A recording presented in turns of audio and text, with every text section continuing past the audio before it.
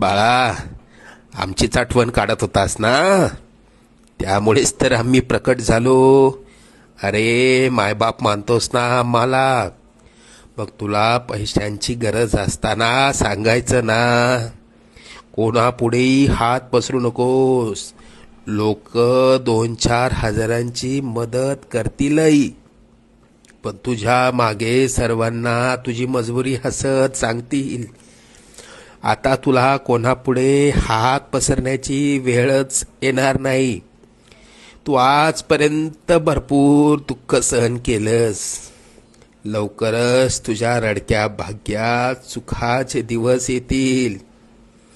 तुझ्या मनात असलेली इच्छा पूर्ण होऊन अक्कलकोटला पेढे घेऊन येणं होईल.